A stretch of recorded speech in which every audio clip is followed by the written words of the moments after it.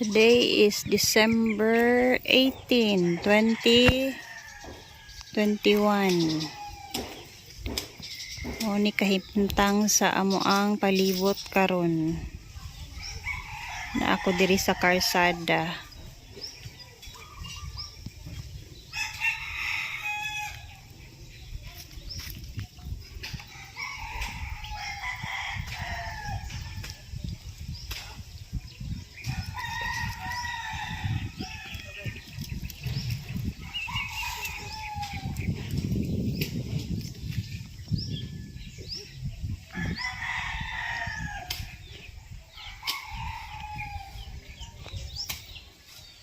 Naan taga-buhik ko.